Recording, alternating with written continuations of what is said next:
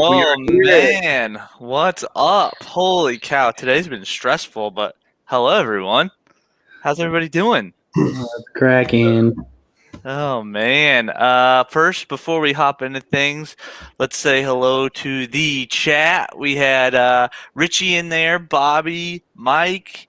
Who else did we have in there? Mark, Ezra, Dennis, Ezra, Nancy, Paul.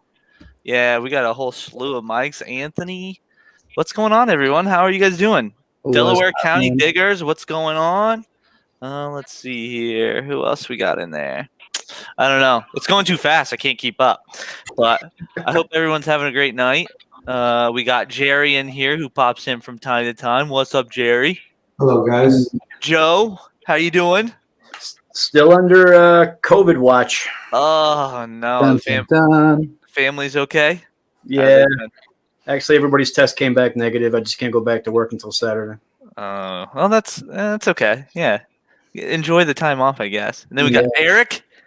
You're muted right now, Eric. Be careful. Oh. There we go. There we go. What's going on? What's going on? We got Mike. Mike in the house. Aloha. And then the guest of honor, Mr. Preacher Digger, Michael Heim. What's going on, Michael? Can you hear? I don't know if you can hear me or not, but I'm having a hard time hearing you. Yeah, I'm having a hard time hearing you, but it's good to be with you guys tonight. Oh, it's great to have you. I know we were all excited. I feel like it's metal detecting royalty in here. Right. I feel like I was this stalker trying to get his attention. Oh, really? Yeah. No, do you go by Mike or Michael? Does it matter? Oh, it's gonna be a tough show. We can't hear us. Oh no. I don't know if you can you hear me? We can hear you. Yeah, we can hear you just fine. But I don't think you can hear us. I mean, I can't hear you. Let me try to. Maybe if it goes out and comes back in. Yeah. We'll have him go out and go back in. And I saw a couple new people jump in the chat. Let's see here. Oh, the Jersey History Hunters are in. Rachel and Audrey, what's up? How are you dudes doing? Michael, how's it now? You look a little bit better. Can you hear us? He needs earbuds. Yeah. I switched off the internet and just went to data on 5G. Now I got you a lot better. I can hear everybody clearly. Oh yeah, Perfect. Yeah, we could tell you're kind of like a little laggy. So now you look way better. That's good. That's good. It's good. It's always a compliment when you look good. Yeah, that's right, man. It comes natural to you, huh? Oh no. I'll take it when I can get it. Yeah. Now, do you go by Mike or Michael? Does it matter? Mike, Preacher Digger, PD, you name it. Okay. Whatever, but Mike will be fine. Okay, cool. We got 2 mics in the house tonight, but good names. Yeah, it is a good day. But how are you doing tonight? You good? Yeah, I'm doing great. Yeah. Awesome. No, thank you for coming on.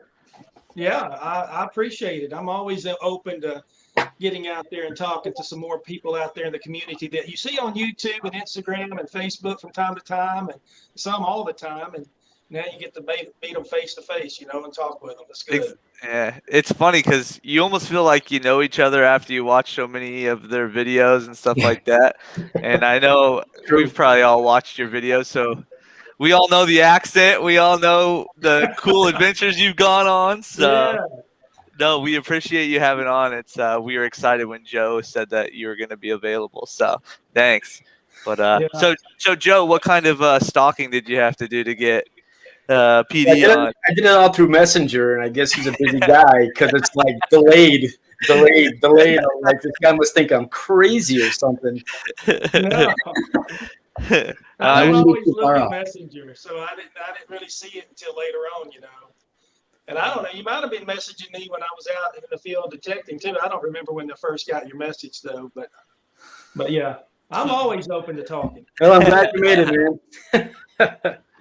So Michael, the channel isn't that old, but you have almost over 3,000 subscribers now. Yeah. So congratulations, that's awesome. Yeah. How long have you had your channel for? I think July of 2018. So about a year and a half then, maybe. So is that about as long as you've been metal detecting, or have you been metal detecting your entire life? No, I've been detecting since 2013, and just started doing a YouTube channel, just in 2018. In fact, a Nugget Noggin was with me, and I decided to start doing them. We were doing a river adventure together, and I said, well, why not? I just get some GoPros, start filming, and just put it together and see what happens. And it took off pretty good, and it's doing well. It's doing everything. I wish it would take off more, but I'm happy with what it is now. Me and you both, brother. Yeah. So just trying to put out good content and be just who I am, and just put out some good finds, but also show some videos just where you don't find everything sometimes. Yeah. Sometimes you can just have bust days. You don't get everything. Yeah, and I was going to bring that up too. You share the goods and the bads, that's for sure. You'll show the trash that you dig and the long days that you spend out there. And we were about to do that on this weekend or last weekend's hunt too. I think at one point in our latest video, I said, "See, folks, not every time you can go out and find treasure." That's absolutely right. But then towards the end, we finally got on a hot streak and we were all able to find something. So, but yeah, it's good to see the raw side of metal detecting, It is. And that's why in my wrap up on every one of my videos, I always show the trash, and I always show the treasures, and just let people see all the stuff that we dig, and we dig a lot of stuff that we don't show either, but I try to include a lot that I can. But right. But, there's also other days, my video coming out in 2 weeks, I was down in South Louisiana doing some digging with Nugget Noggin and down with Bayou Digs, and I lost all my footage. So I just had to piece together Oh man, Yeah. a little video, and I kept all my drone footage, and I got just a little bit of footage, but all my good stuff, I lost it. So those things happen as well, But yeah, it's kind of like disheartened there because I got a few good things, and stuff. But yeah, that's just part of metal detecting. Now that's just the way it is. Well, if you want to redo it, we'll be actors in your video if you just want to replay it. Well, the good thing was, I found a heel plate, heart heel plate. You might have saw the post on Instagram or Facebook. Yeah. But found some buttons, but nothing really, really big on that trip. So it's not a huge loss. Not like the video that's coming up this coming week. Me and Nugget, I invited him to come down, and we went over to I don't know if you know what a juke joint is, but a juke joint is in the early 1900s, late 1800s. It's where the blacks, the African Americans, would come together and just gamble and dance and all types of stuff. And I've been doing some research, and I got on this permission. And oh my goodness, we hit a silver mine. Just one Really? after another. Yeah, it's unbelievable. And then went back a second time and found even more. And now I've got a secondary site we're hitting right now. I'm researching where the second juke joint was, and hopefully that's going to produce a good video. So it's one of those times you just really get on a virgin site. I mean, every 30 minutes we're popping a barber, barber down, barber Wow. barber halves, just like you're in a surreal moment, And speaking of my accent, I'm a Texas accent. Y'all know Nugget out there in North Carolina. His is together, you'll be able to compare the two. Yeah. No, I don't think it's worse or better, but yeah, his is pretty thick, isn't it? Well, I was born in Oklahoma, and I have some family down there that still has a little bit of the twang in them, but we got out right before. So now I have that Midwest accent that it's got nothing in it. It's got nothing in it. So neutral. No, and that's cool. I mean, you see a lot of your videos and the people that you hunt with. You got Nugget in a lot of your videos, and then you did an amazing adventure out to England that I want to talk about with the Dirty Dozen. You've done some really cool things in the short period that your channel's been open, though, or on. You know what I mean? And I'm sure even before that, I wish we could have seen videos from when you first started hunting. Now, how'd you start out? Yeah, I wish I had all that stuff on video. I should go back out and reenact the video and dig it up. Maybe some good videos, Peace dollars, Morgan dollar. That'd be really good. How's your acting skills? Oh, I can pull it off. My impression of a peace dollar is bar none. I'll tell you, I've won awards for my peace dollar impression. So how did you start then? You said in 2016, and what did you do to get into metal detecting? Well, it was 2013. 2013, sorry. Yeah, my youngest son graduated high school and went off to Tarleton State University on a football scholarship. And for the first time, I woke up that fall, and after raising kids all my life, and everybody's gone, it's just quiet. So I sat in bed and thinking, what in the world could I do to have a hobby? And I was, as a kid, I had a small detector my mom bought me, and I just went to a pawn shop, didn't know the first thing about detectors, didn't know anything, walked in, just tried to work a deal with an Ace 250 was hanging on the wall there, and picked it up and went out and started detecting. About a month later, I had a knack for it. I just really picked it up really well, started finding a lot of jewelry, and from there I went and I sold one of my guns to get me an AT Pro at the time, and just kept working myself up and getting more and more involved. And 3 months into my detecting, I'm already president of a local club, and I served president there for 6 years. That's awesome. Then I went to the Texas. Texas has a state club as well as a local clubs. And so I served as the state president for 4 years here in Texas, and just got to know a lot of people. And that's why I wanted to become a president of the state club, get to meet all the big celebrities out there and hunt with them and make the contact resources. And from there, it just kind of puts the pieces of the puzzle together, and it just leads one thing to the other. And I've been very fortunate to go to Latvia on several occasions and England on 2 occasions, and I already been back in England right now if it wasn't for COVID. Oh yeah. But and got some amazing. Well, the first England trip was really an amazing. I'll tell you that story when we get to it. If you want to tell you that story, that Yeah, really absolutely. We'll get there. That's for sure. Well, that's cool, and I think we all have our own unique ways or how we started off metal detecting, but it always starts with that first find, and then you get stuck. And if you sold your gun, you're into it a little bit. Yeah, my second silver coin was a peace dollar. I didn't even know what it was. I didn't even know it. I just so happened to have a coin book in the back of my truck, and I walked down to my truck and looked at it, and I couldn't believe what it was. So that's amazing. Real fortunate, very fortunate to find some good stuff.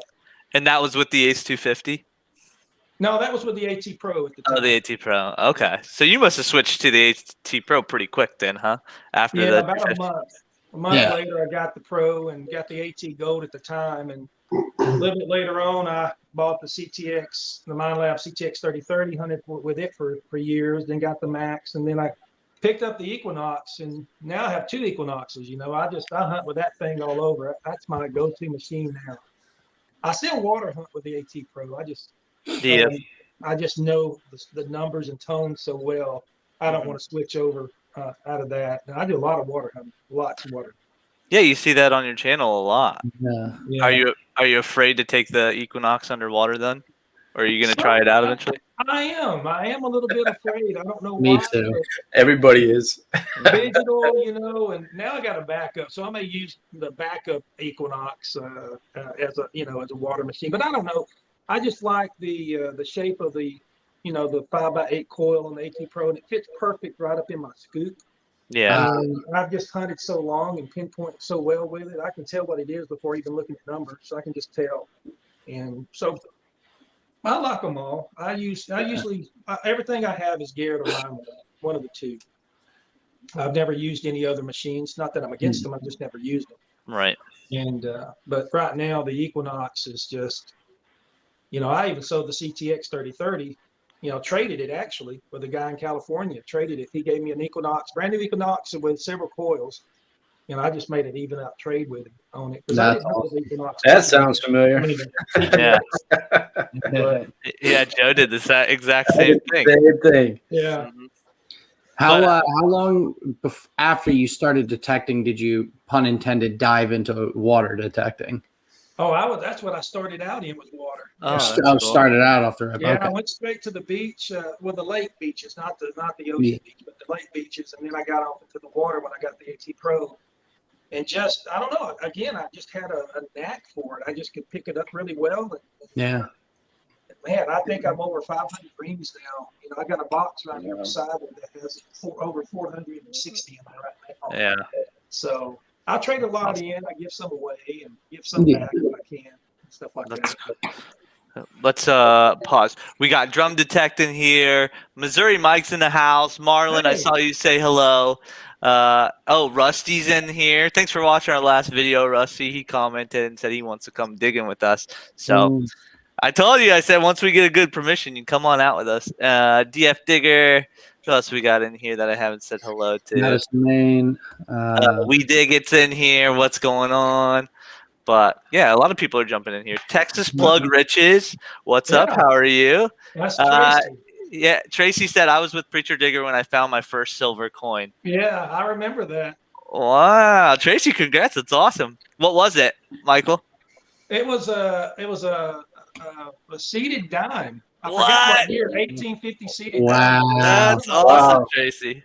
That's 1860. I don't know, but I found a 1839 seated dime. Nugget got a 1853 seated half dime, and we killed that ghost town. I was gonna say. Yeah. Oh, that's awesome. Wow, that's a good hunt right there. Holy cow. Yeah, I dug a script A button there too. That's a very rare find. That's amazing. Cool. And that's something we don't get much up here is any kind of, military or anything like that. It does go back to the Revolutionary War. And I know Eric's dug a couple things military related. But we don't get a lot of in between for us. Yeah, we don't get a lot of like those Civil War relics or anything along those lines, just because there wasn't a lot of action up here. So I know down there you get a little bit. There's a couple different wars in the 1800s that you could possibly do your research and find some good spots. South Texas is the old area of Texas. Get your reals and things of that nature. But that's awesome. Louisiana, I go over to Louisiana and do a lot of Civil War detecting over there, plantations and things like that. But up in the Northeast, that's where I want to go. I haven't hunted there yet, and there's one coin that I want that everybody in the Northeast digs all the time, and it's a large cent. I've not got. Well, what the heck, TD? Get up here, man. Send the address, and I'm on my way. You got it. You got it. That's but for I sure. have not got a largie yet. That's my bucket list coin. I have a whole display of bucket list coins that I have found, but that one I have not got yet. The dates just like right there where it becomes like an Indian head penny or something along those lines, where they start switching the cents. In my area of Texas is East Texas, and that's usually 1870s at the oldest. So it's going to be Indian head as far as you're going to go back. Yeah. And maybe a couple of older towns, we might get a large cent in if you hunt it in long enough, but they're just very rare. A large cent down here is just very rare to find. And but that's the one that I don't have in my bucket list display. I've got the 2-center, I've got the Trine, I've got the Morgan dollar, I've got everything I want except the large cent. Well, that should be easy. Joe, you did the stalking. You know his messaging templates, so just send him our address. We'll be good to go. The collaboration video will be a lot of fun. That would be awesome. Oh, that would be a really good time. We definitely find our fair share of large cents, so we could get you hooked up. That's for sure. Yeah. So, and that's one thing we always talk about is how blessed we are in this, area that we're in, the amount of history and how far it goes back. Yeah. And for a metal detecting area, the only other place I'd rather be, or at least try or get more options to, would be Civil War areas. Yeah. And that's basically it. So you watch some of these guys. Nugget Noggin, Riley, he's always posting amazing Civil War stuff. It's like you guys are finding bullets like they're blades of grass, Yeah. So. You'll find a lot of bullets, that's for sure. That's kind of a common thing you'll dig down there in the Civil War places, just those bullets. But excuse me, but still looking for the buckle. I haven't got the buckle yet. Really? Or the U.S. buckle. Not yet. I got the breastplate, and I dug that back in that ghost town that I was telling you about earlier. Ghost Town 3, I think is what it's called. And but that was amazing. We were hunting at night and had headlamps on, and I found that's awesome. That was a cool find on that one. Well, someone here has found a box plate, so I don't know who that be, Joe. I have no idea who it could be. Wait. Yeah, so that's probably the coolest relic that we've found in that area. What, Joe? Tell the story in the area for the U.S. box plate. It's in Danbury, Connecticut. It's a farm that dated back 320 years by the same family, and there's nothing around that area that I know of war-wise. So very odd. Yeah. So we find the one-offs or, whatever it may be. I found a few 3-ringers, but nothing too crazy. But, certain things up here are not as common as they are down there and vice versa, Yeah. That's why you got to travel, and that's one thing my channel has done. I've gotten a lot of invites to go up and detect with people, and I've done things. When I saw Missouri Mike, it was good going up to see Plugmaster Ford and doing a hunt with him and Missouri Mike on a couple of occasions too. They're a lot of fun. They're a hoot now. Oh yeah. So it's good. I like collaborations, but you get to go all over, and get to different parts, and that's what I like doing now. Is doing a lot of traveling and doing detecting. It's getting to be a lot of fun that way. Yeah. Well, I think they came up, and I know one of them came up and hunted with Paul and Charlie and the quarter hoarder Jason. I think they're all together. Did they leave you behind, PD? No, I didn't go on that trip with them. Oh man, what are you doing? They're still 8.5 hours from me. You know, it's a long trip for me to go up there to see them. But but yeah, they went over there. I haven't hunted with the quarter order and none of those guys up in y'all's area yet. But give it time. I've only been doing it for a little while, so we'll get there. Yeah, they're an amazing group. We've hunted with them. You know, they're actually a lot of fun. They are. It's funny watching them just giving each other crap the entire time. Oh man, Jeff Bloodmaster is he's a prankster. He did that video and put that snake in the back seat, and I was back there fumbling around, and that snake jumped out at me, and then he edited in such a way to where he was bleeping my words out, making the preacher all cussing away.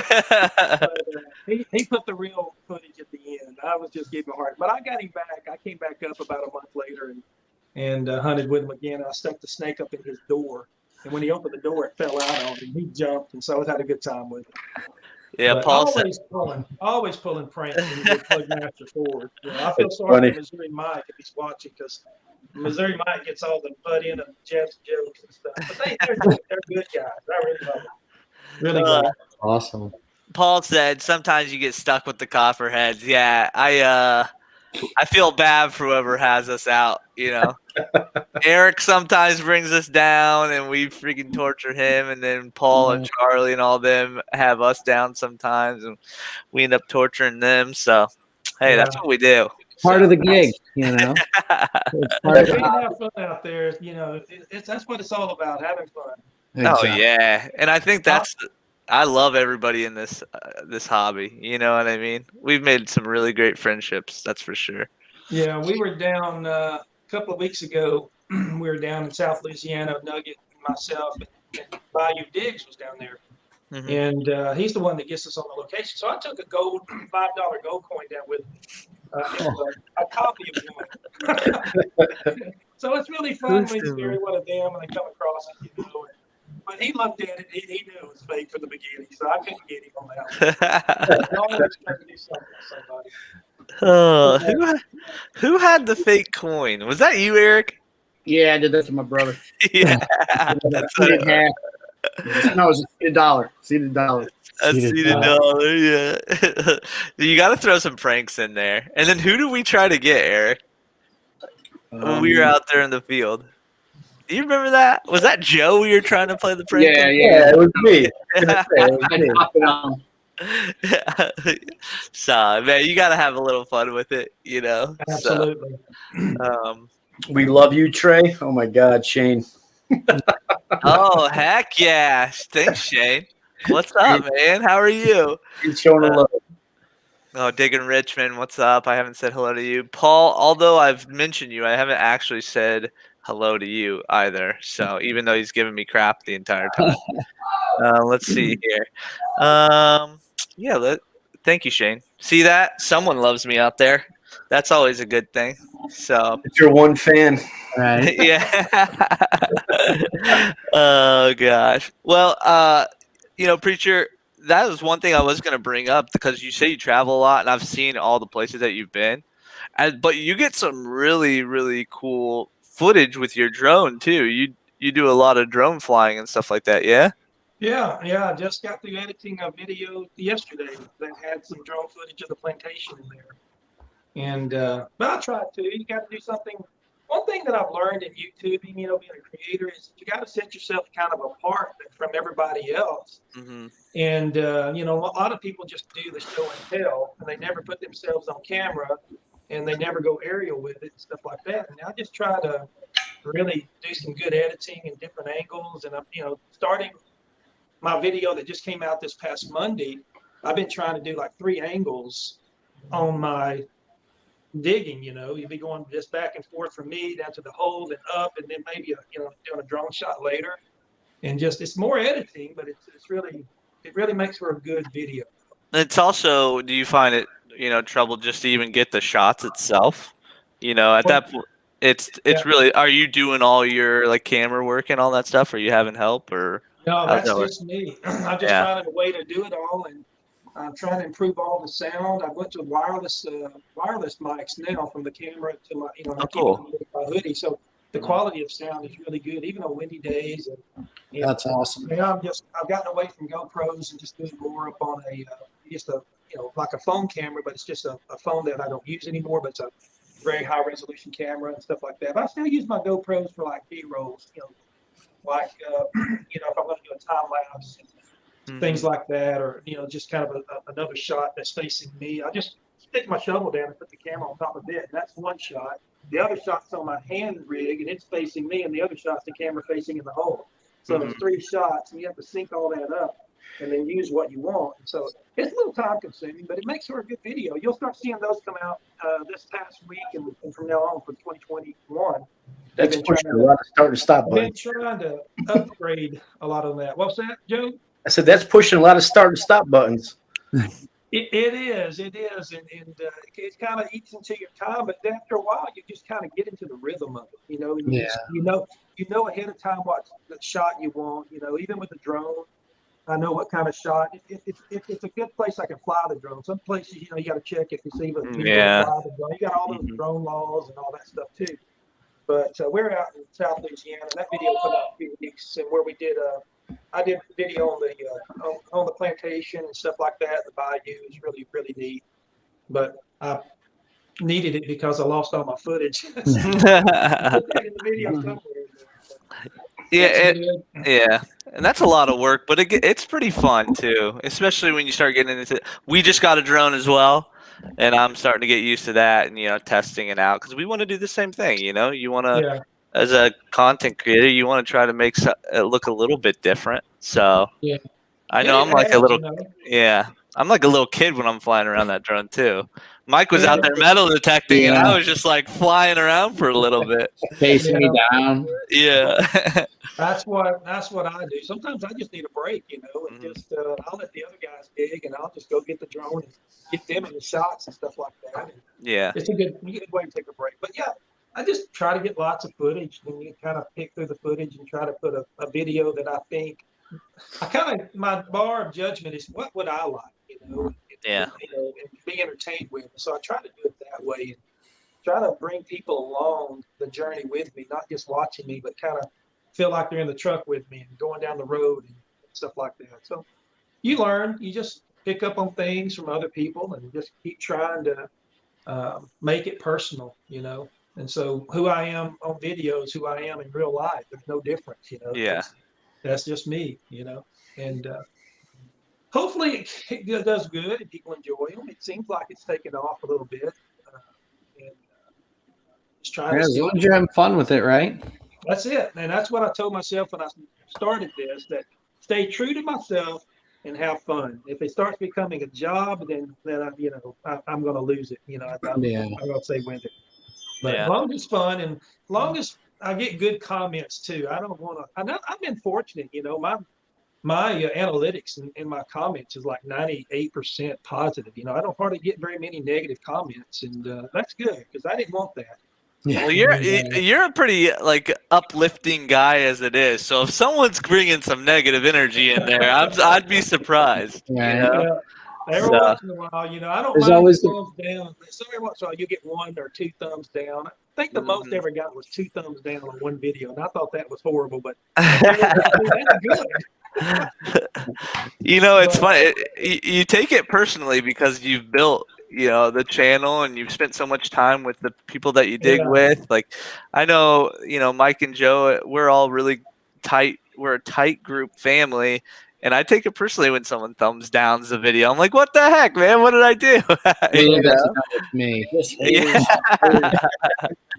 think there's some people out there that are just trolls. They just do it to be spiteful. But hey, it works. It's still interaction on your analytics, and that's still good, So it works. But I haven't had any critical comments. Any comment that I had was just kind of constructive. I had a guy the other day.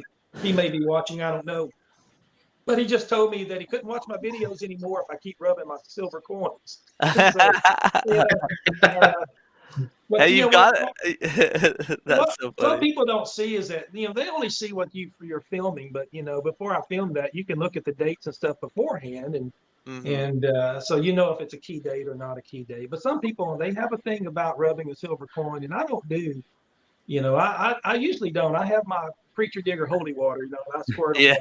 there. I just didn't have it on that last 2 videos, so I was out. So I just, you know, somebody comment, oh, that's fine. That's good. I shouldn't rub them, you know, because it could be a key date one day.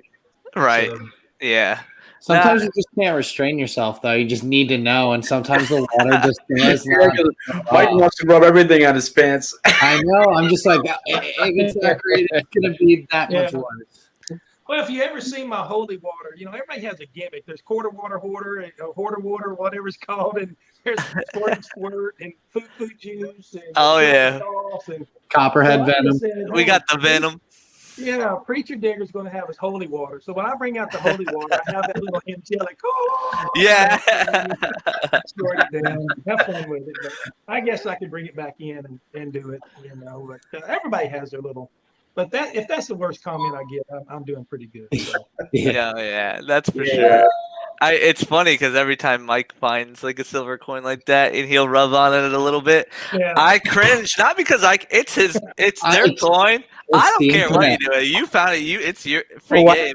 Watch the viewers video. I'm like, please, no one say anything about that. He says, I want to rub this on my pants so bad.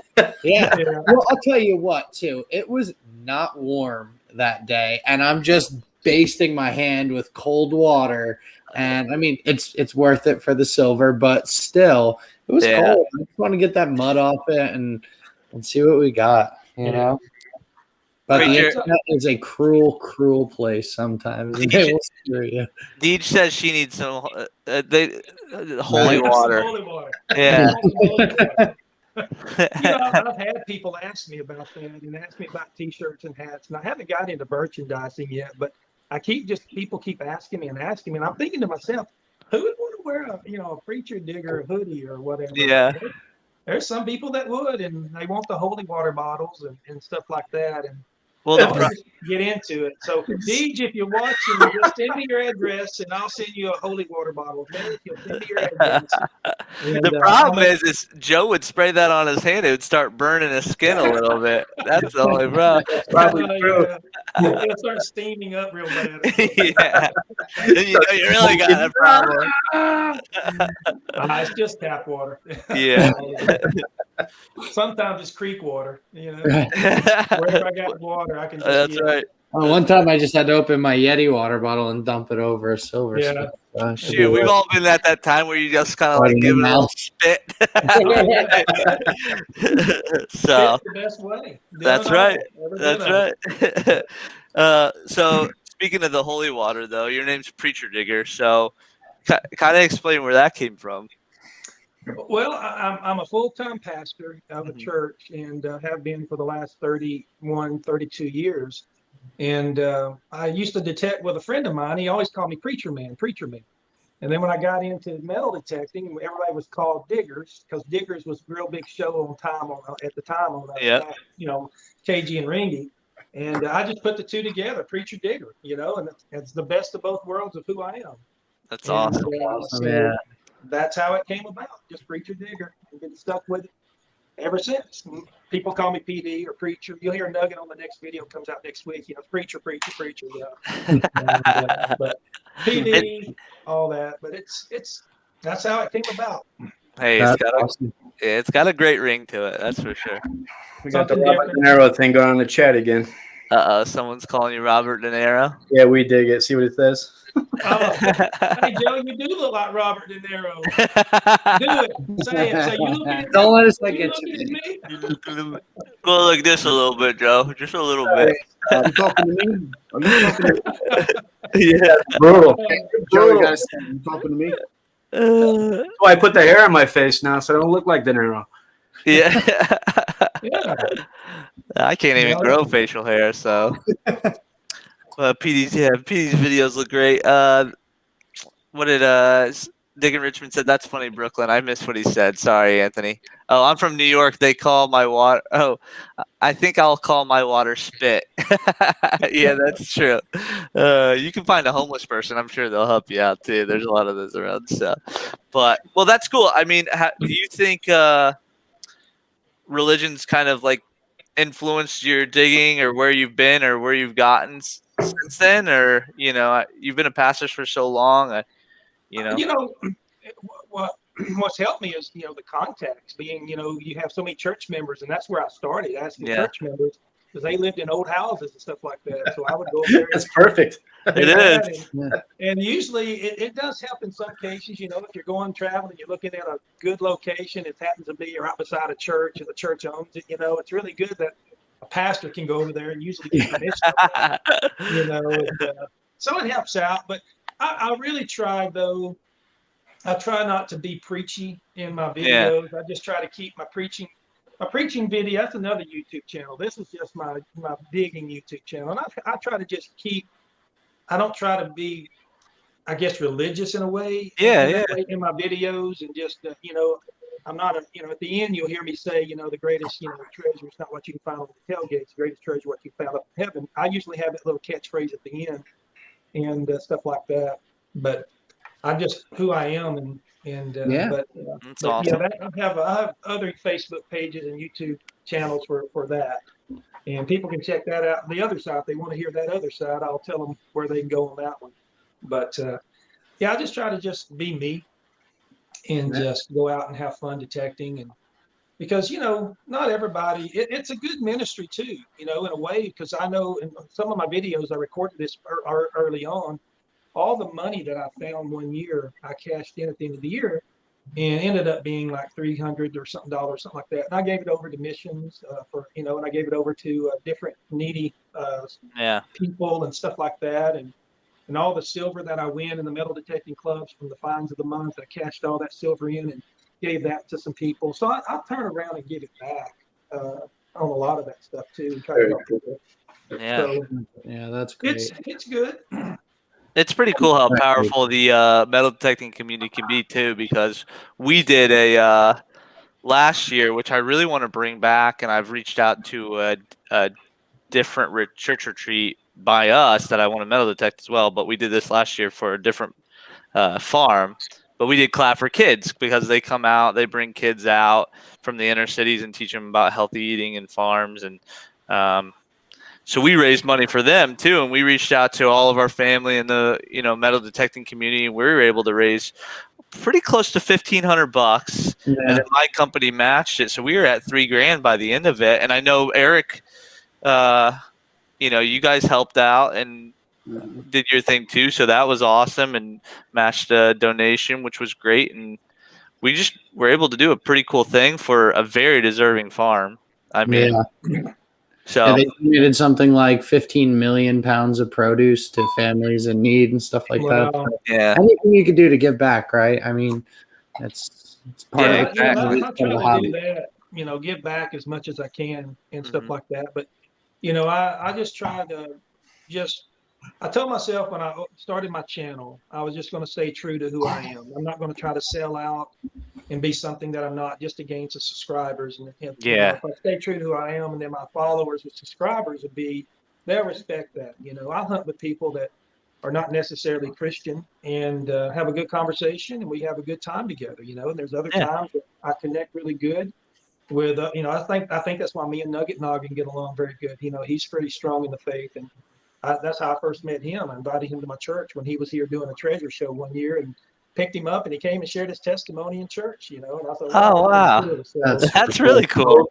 Yeah. And so ever since then, that was 2016, we just kind of hit it off and have done some collaborations together. But I enjoy, I love God and metal detecting. That's the two things that I love the most. And that's preacher digger. That's the both sides. So, you want the digger, watch preacher digger. If you want the preaching, you'll go over there to the other. That's right. And watch that one.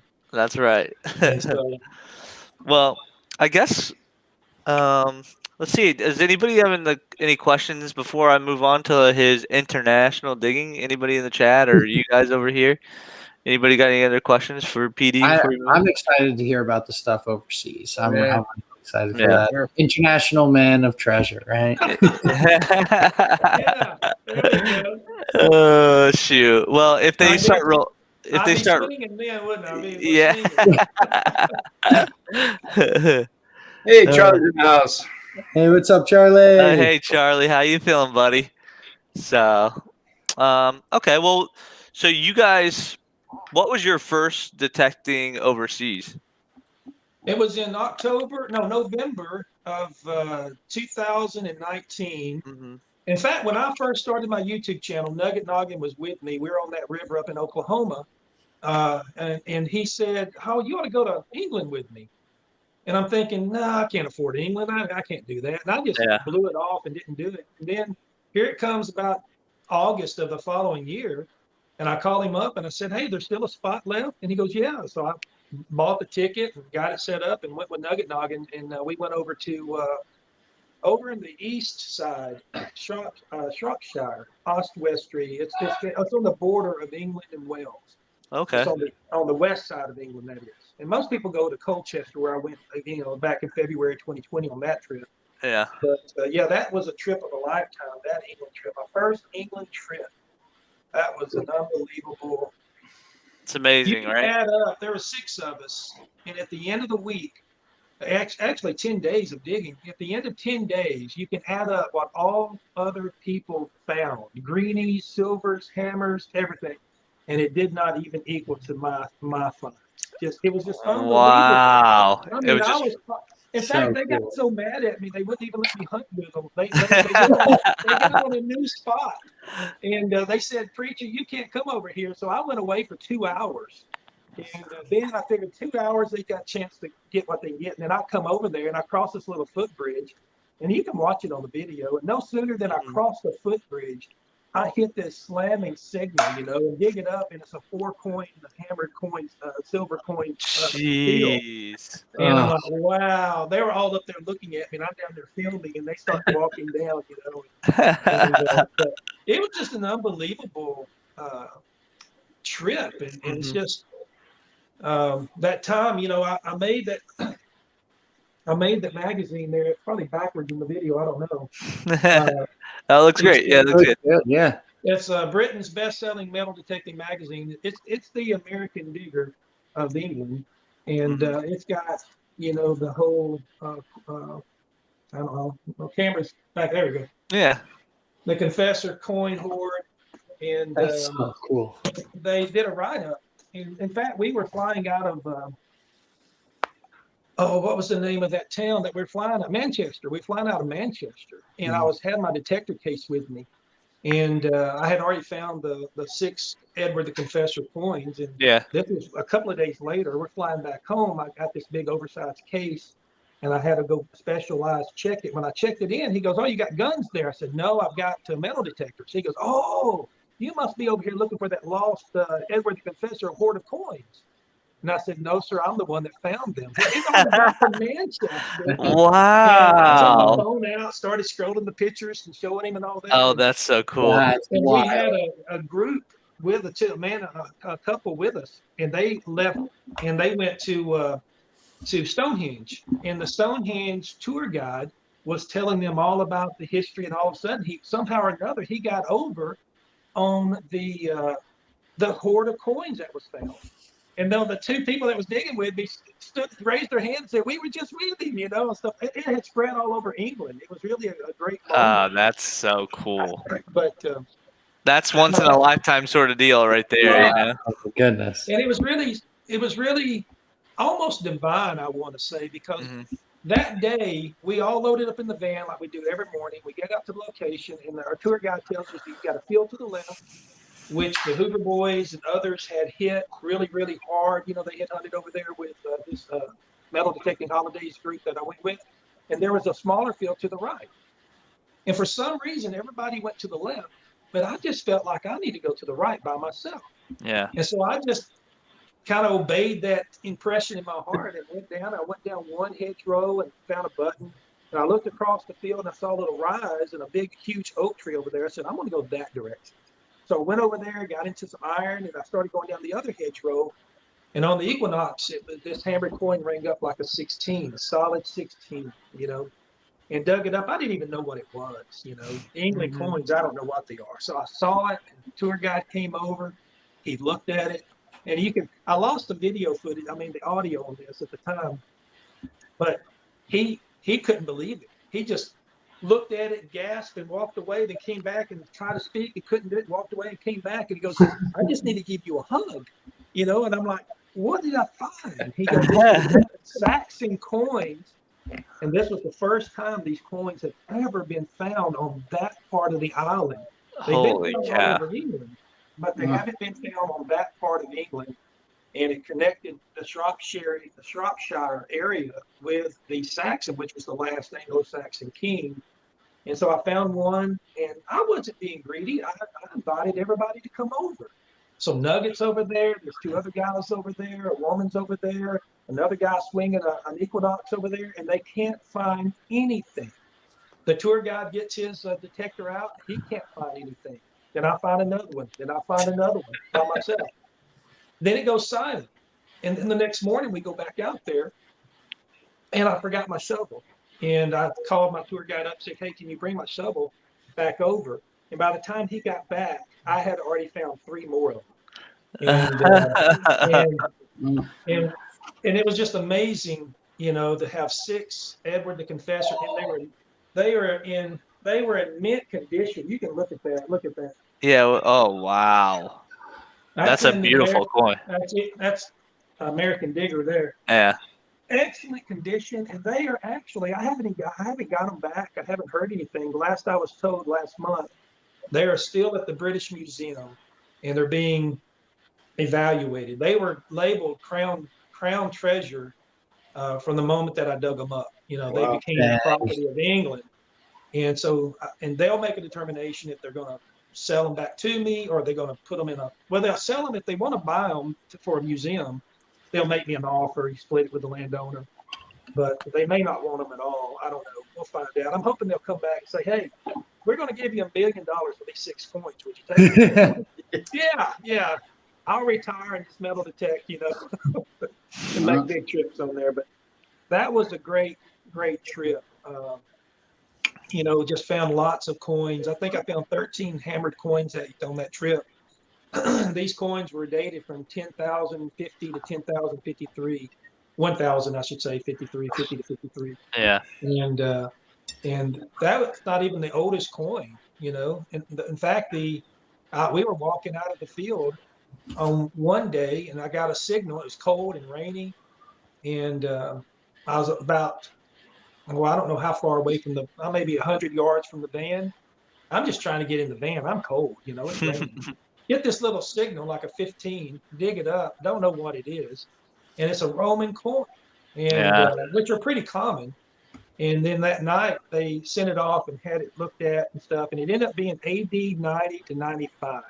It was the Roman Emperor Domitian, and when they told me that didn't ring with anybody else in the group, But for me, knowing church history, Domitian was one of the 10 emperors that persecuted the Christians. And he exiled John the Baptist on the island of Patmos. And I'm holding this coin as a preacher who studied that in biblical history. I'm holding a piece of that history in my hand. The man that put John the Baptist on the island. Insane. The description, like, wow. That was surreal right there. And out of all the emperors that you could have found on a Roman coin, you find that one. One that killed the Christians. Yeah, no, exactly. But I still I think that sometimes when we find stuff, we were meant to find it. You know what I mean? No one else was meant to find it, but you walked over the coin that was this big in the ground of thousands of acres. Yeah. So, and it's been hunted before because they have found some Viking coins on the other side of the field. And then I invited everybody to come, and they couldn't find any of them. And later on, a couple of months later, Chris, the tour guide, he actually found the 7th coin that was there. So there's 7 that have been found, and there's 6 mints in England at that time, and it represents 5 of the 6 mints. So that's kind of, I don't know if that was like a collection of coins or what. So each coin is from a different mint. So each one has to be evaluated separately. And so I don't know. I've seen online where they can go anywhere from 500 pounds to 2,000, 3,000 pounds of coin. Yeah. But I'll probably donate them back to the museum and keep the history in England. I might keep one of them just for me, but I don't know.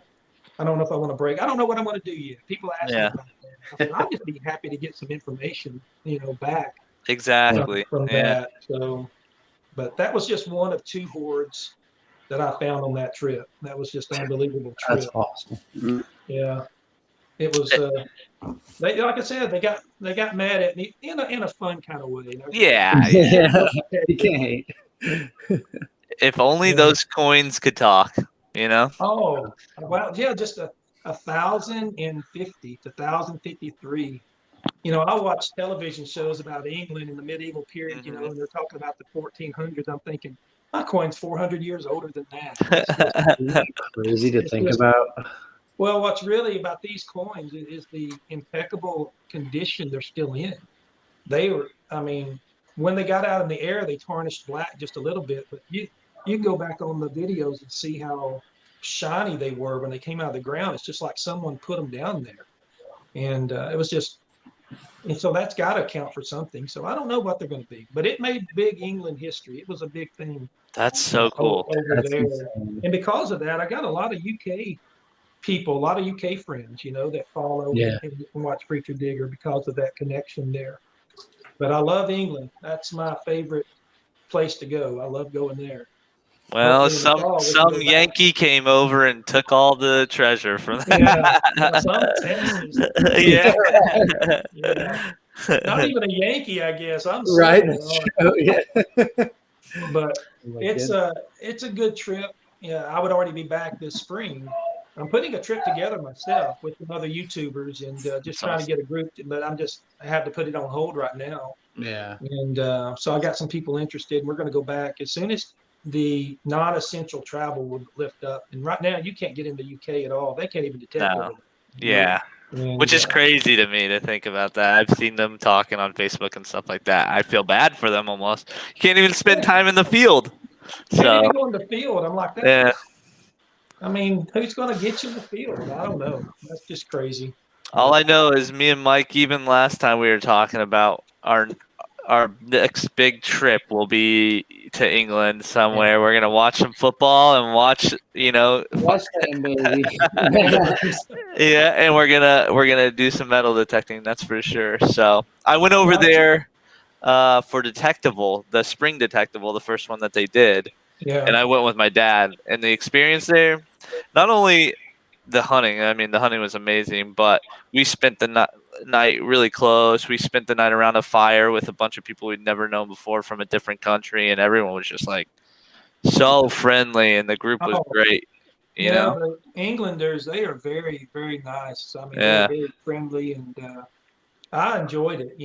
I went with the first time I went with Metal Detecting Holidays, and it was a 10-day dig, and they put you up in the house, and they take you out in the fields. You got 15,000 acres, and you go on different fields, different days, and just like it's always hunted out, and that was just really good. They pick you up, take you in, and Chris stayed out in the field with us, and if you dig something, he'll come over and tell you what it is, identify it. And then the second group I went with the barn. I guess we stayed. I forgot the name of the group, but I went with Clubmaster Ford.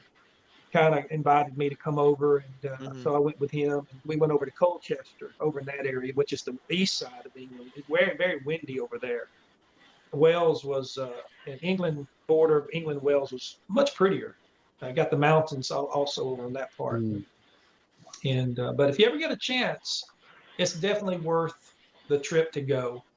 And of course, we had to log everything every day, write it all down, turn it all in at the end of the week, and you don't get to keep anything. You have to put it down. And then I've already received my stuff back from my second England trip. I got that back about 3 months later. But this first trip, I haven't got it back yet. So sometimes it takes a while, Yeah. But, they take all the time they want. They'll come back and say, "Hey, $1 million, we'll give you those coins."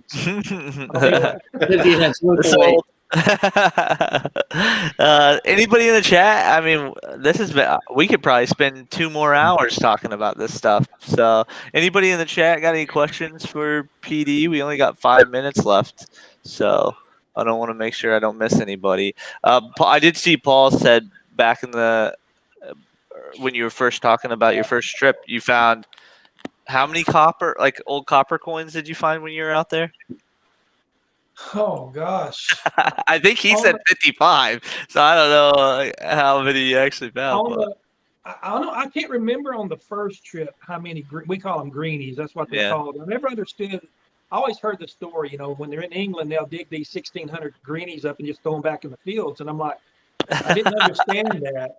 And then when you get over there and you start digging, it's like us digging stinking Lincolns all the time. You just dig these greenies all the time, but still, it's greenies from the 16. Yeah. It's a privilege to get into 1600. 38 greenies in the second trip, but the first trip it was around 30, 34, or something like that. I don't know. There's a lot of them, and 13 hammereds and 2 Roman coins and different things. It's just a lot of rich history over there, And, Deej said England, Ireland, and Wales detecting are a dream of mine. So I think that's a lot of us in the States. That's our. We've hinted around. Plugmaster was talking about if we can't do England, we talked about maybe getting a group together and going back up to Scotland. And I would love to dig over in Scotland as well. And but it's any of that. I mean, just pull up into a field and just walk out there. You're going to find old coins. It's really good stuff. Insane, crazy. They know where the old Roman roads were and stuff like that. And where I found that second hoard of coins on my first trip, it was right at a footpath where a Roman footpath was, many thousands of years ago. And so that's kind of, it went back to 13. I think the oldest coin was like 1,300, what it was. And the other was like 1,400. I don't remember the name of. There's so many kings. I just said, look, it's got some dude on it. I don't know. I don't know England coins like that, but I do now. I bought my book and I'm ready to go back. Oh, that's cool. That's awesome. More great adventure. How big is the England coin book? Like this big? It's pretty thick. I know. Yeah, our red book's pretty thick, so I can only imagine what. It's like try and learn all of that history. They have what they call the pre-decimal coins and the decimal coins, that the modern and the old stuff. There's 2 books that they have. Oh, okay. I'm hoping my coins, my Edward the Confessor coins, I'm hoping that they'll go back and be pictures in some of the books, because that would be awesome. There's not many Edward the Confessor coins in this England book that I have this book, and but that would be in the shape that mine are in. So it'd be a good picture for them. To do that. So that'd be awesome. If you guys ever get a chance to go to England, definitely go. It's definitely worth the trip. We will definitely be over there. But it's worth it. You'll dig stuff there. I mean, common stuff is 1600s. You'll dig a lot of old stuff. That's so cool. I love it. Joe, you got anything for 1600s? That's crazy. Yeah, then that's common. Yeah, that's common. I got a jar right there on my shelf. It's just full of greenies, just tons of, and all from the 17. Most of them are 1700s, those things. Your hammereds are all going to be from 13, 14, 1500, 1600. To dig a 1600 hammered coin, Queen Elizabeth I, it's just a common coin. It's just like, oh well, I dug a Merc dime. So Queen Elizabeth 1600. So it's crazy. What I thought was funny when we were over there is they had the trash buckets, and the amount of what the heck? Not pistol balls, musket balls that were in the buckets. I don't know what was going down over there, but they were shooting a lot of musket balls in these fields. But they were filling, and I love musket balls. They're fun to find still, because here that's 1700s history all day. So. But they were filling the buckets, 5-gallon buckets. There was like this big pile of musket balls in there. I actually reached down and grabbed a couple just because. I think from 1500s up to the 1800s, that's how they cook supper. They had exactly. The birds, the pheasants. And, those fields are full of stuff. It's really good. I enjoy that. And then come back to America and you start digging stinking Lincolns. And it's just like, it runs you. It runs you. But it's 2007. Oh no. That was a good year. That was a good year. Yeah. Eric, you got anything? Any questions? You guys kind of filled in everything I was looking to ask. Yeah, I just wish I could find a coin. Oh my god, I'm dying. Yeah. Mike, what do you got? Anything else for him? No, I mean, we've talked about so much. I mean, we could probably talk more and more. Yeah. But I don't want to open up Pandora's box. I could go on for days. That was awesome. I can't wait to get over to England and detect. I think that's going to be so cool. Well, I'll keep you guys in mind. If I put this trip together and I need some spots filled, I'll definitely holler at you. Yeah. I'm going to go back to the location where I found my hoard of coins, the Edward Confessor coins. I'm going to go back on that metal detecting holidays trip, and I can take about 6 people with me, and so we'll see who first come, first serve. We'll get them in there and get it all set up, and so maybe you get to go. I'll be filler wherever it needs. Yeah. But what time is it here? We're ending up on 9:02. Okay, so we'll finish her up. But thank you. We had an awesome group. Yeah. Good squad. Preacher, thanks for hanging out with us, man. That was like, that was the entire conversation was awesome. So I appreciate you coming out and hanging out with us. And I know everybody was excited in the chat. See, Mama's gone detecting.